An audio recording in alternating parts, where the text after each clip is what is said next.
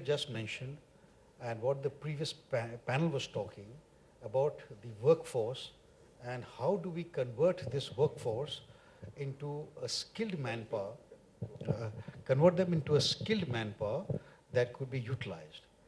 We all know that India is a country of 1.2 billion people, and out of this we have a very large middle class and English-speaking middle class.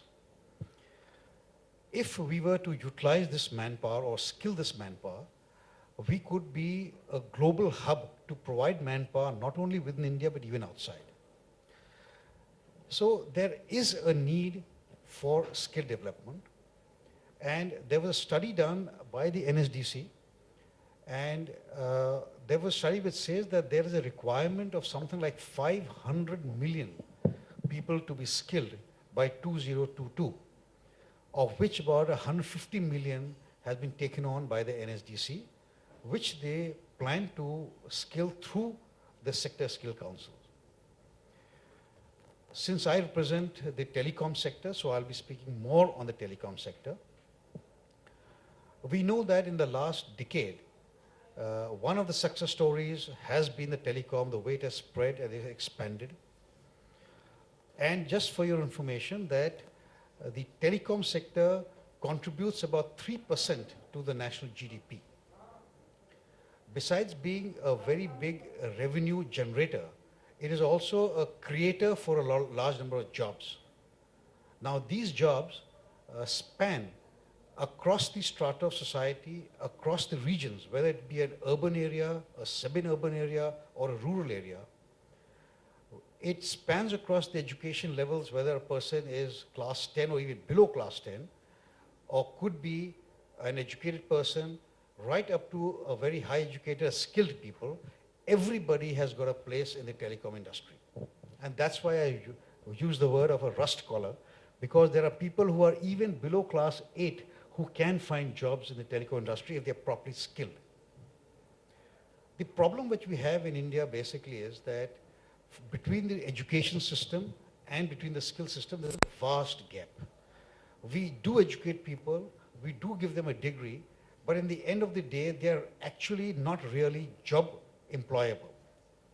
And so once, even if he's from an IIT graduate or from wherever he is, he's picked up from the college campus, taken on by some industry, but actually they make him undergo in-house skill training until he's ready, for which they're paying for this person for all the duration, till he's ready and he's actually worthy for them. So they are doing skill development at their end. What is needed actually is a skill development at a national level, for which has to be addressed, though we can't say that the government is all alone who's supposed to do this.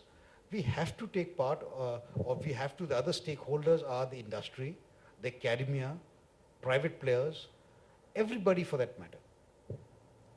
And in the telecom, like I just mentioned, you see, we have less penetration in the far-flung areas. Let's talk about the northeast. We talk about these areas which are Naxal-bound or Maoist-bound areas. We talk about the rural areas. 70% of India is over there. We need skilling there. We need people. The government talks about the national optical fiber network, where they say that the fiber cable should reach the last panchayat headquarters, and there are about 2.5 lakh of them. And they should be able, even from the Prime Minister's office, they should be able to do a video conferencing with them probably. We talk about 100 smart cities. Then we talk about Digitized India. All these things require a lot of manpower to be skilled, and skilled from at every level. And this is what basically, now when we do this skill gap study, we realize that actually it has been the wireless expansion which has really gone in a very, very big way. But now we've realized that it is even the broadband or the cable which has to also expand equally fast, and we haven't reached every corner of the country. And for this to reach every corner, there is a large amount of investments that are required, especially in the rural or the far-flung areas. We realize that, but there are problem areas also because of logistics. A lot of places there are no roads. If there are roads, there's no electricity. If there are roads and electricity, you create infrastructure, you put in the money. Who's going to maintain them? Who's going to look after them? That's where we say that skilling is required at the lowest level at the rural areas or the fast areas. One thing more which the telecom has done and will continue to do, and we have to invest on that, is in the socio-economic part. When we talk about the socio part, what the telecom has done, we know that through the telecom we've got awareness. This awareness has brought about empowerment to the women. It has brought technology transfers. It has helped the farmer.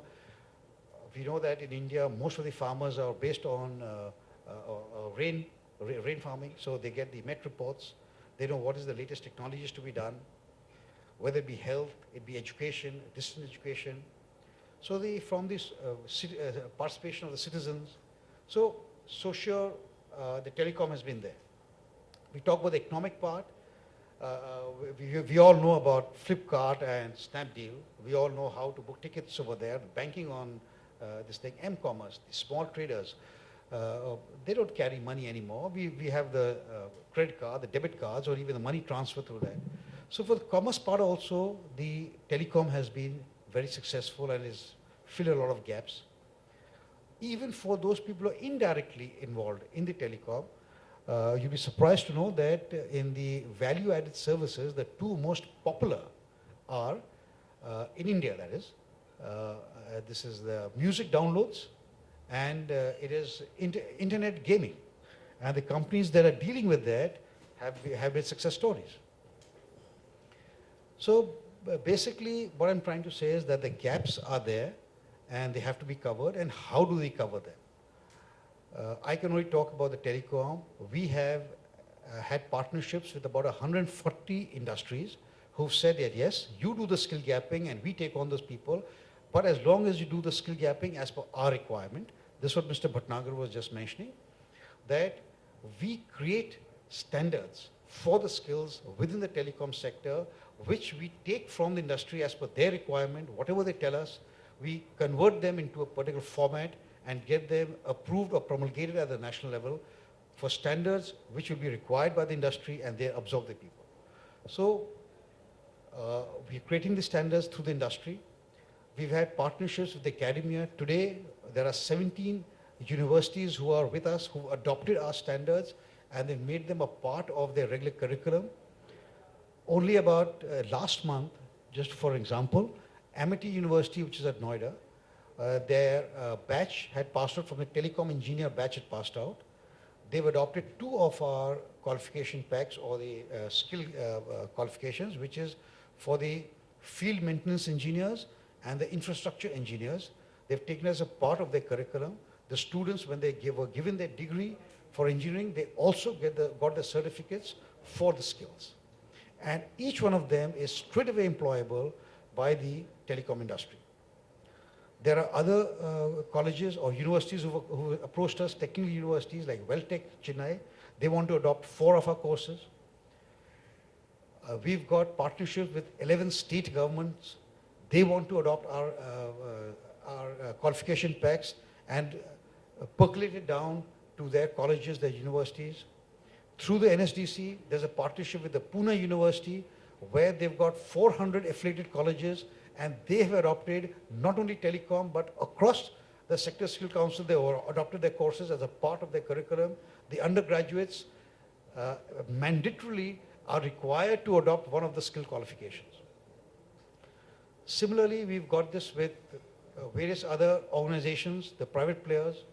So that's how we are going to address and see that the skill gaps which are existing in the urban, semi-urban and the rural areas across the education levels are addressed and taken on. Mr. Sanjay had just mentioned about this repair centers. Now, actually, from our view, we take that a part of the telecom is the organized sector, and in India we've got basically the service. But a part of it is the unorganized, that is at every local guys who are selling these mobile sets or even repairing them.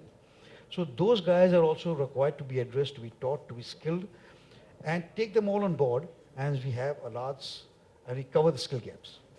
Thank you.